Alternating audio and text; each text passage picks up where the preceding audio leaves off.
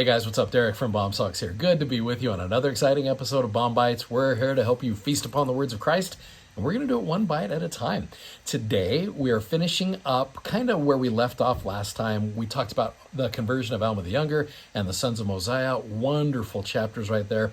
In chapter 29, here is basically what's going on. I can teach it to you in less than a minute. Here is Mosiah 29. Here's Mosiah right here.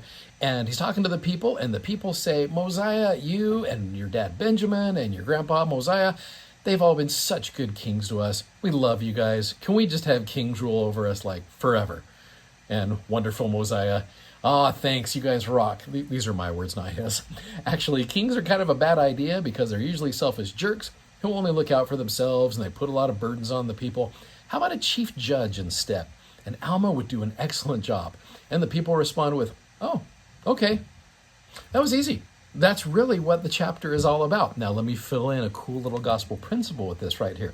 So you go into chapter 29, and you've got King Mosiah really trying to tell the people, look, I see that you want a king. In fact, they want his son Aaron to be able to be the next king.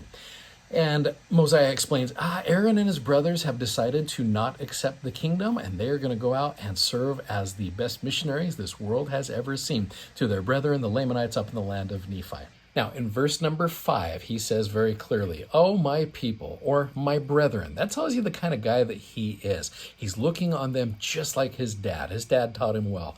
For I esteem you as such. I desire that you should consider the cause which ye are called to consider. I like that. Consider the cause which ye are called to consider, for ye are desirous to have a king. He's like, let's just talk about this right now. And what he does, he goes on for probably about the next 30 verses. He gives a written discourse that is beautiful, and it lets everybody know why it is such a bad idea to have a king. He goes over several different examples. For example, you look at verse number 13. He says, therefore, if it were possible that you could have just men to be your kings who would establish the laws of God and judge this people according to his commandments, yea, if you could have men for your kings who would do even as my father Benjamin did for this people, I say unto you, if this could always be the case, then it would be expedient that you should always have kings to rule over you. Now, I look at King Mosiah. I really believe King Mosiah was a student of the scriptures. He knew, he was a seer. He knew how to translate. This man is a prophet, seer, and revelator. He understood the scriptures. If you start looking in the footnotes, you see a reference to an Old Testament chapter that, to me, I consider a turning point in the whole history of the children of Israel. For example, you see it in verse number 5. You see it in verse number 16. You see it in verse number 18. You see it in verse number 21. You see it in verse number 26. You see it in verse number 37. You see it all through there. And it refers to you 1 Samuel chapter 8. Now, the whole thing that's going on in 1 Samuel chapter 8 is not too different than what's going on in Mosiah chapter 29. In 1 Samuel chapter 8, you have got a group of people, the children of Israel, which historically were not always making the wisest of choices, but the children of Israel, Samuel at this time, as the prophet Samuel, is old. His boys are not making the best of decisions at this point as well. His children aren't walking in his ways, and all the people are just like, Samuel, you're old. Will you please make us a king like all the nations? Which that's a whole different lesson for another time. He says, I want you to make us a king so we can be like everybody else. Guys, I can tell you right now, the children of Israel, members of the church, we were never meant to be like everybody else. We were never meant to be like the world. We were meant to make a difference in this world. I can testify to you of that. One of my favorite quotes from Elder Neil A. Maxwell, he says, if you want to make a difference in the world, be different from the world.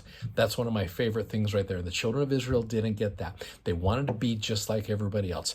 And Samuel goes through exactly the same thing. He lists all of these things of why it's such a bad idea to have a king. He says, look, this king's going to take your stuff from you. He's going to take your family.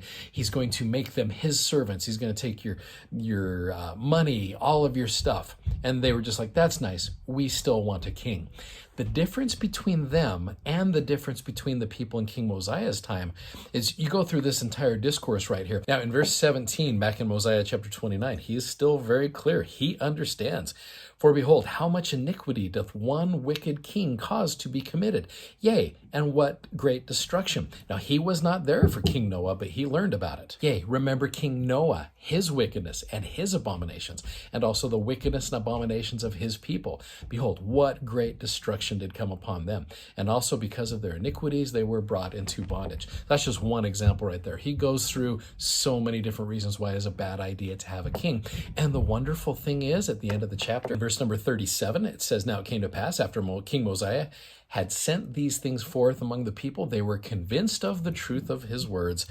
Therefore, they relinquished their desires. That's a powerful thing to be able to relinquish your desires. That's powerful. They relinquished their desires for a king and became exceedingly anxious that every man should have an equal chance throughout all the land.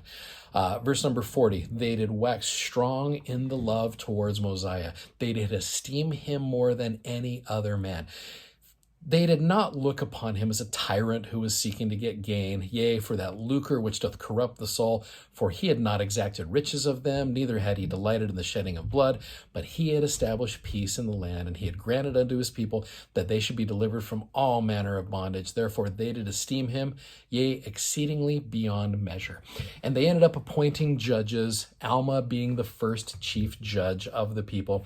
You go to the rest of the chapter, Alma the elder and King Mosiah are old, and they both pass away, and the people are happy with Alma the younger as their chief judge. Now, one of the cool things with all of this right here, and this is, I think, the difference between the people in 1 Samuel chapter 8 and Mosiah chapter 29, is I believe the people in Mosiah 29 understood that they had a king all the time. I love how Jesus Christ is referred to as King of Kings, from the Old Testament in Isaiah's chapters to the New Testament and others. We have a king, and he will fight our battles for us if we will put our trust in him. I love that message right there. So anyway, I hope that helps you guys out. It's a good little chapter. Thanks for watching, thanks for subscribing, and thanks for sharing. And tomorrow we get into the book of Alma, and I'm excited. Godspeed. You guys have a great day. Bye-bye.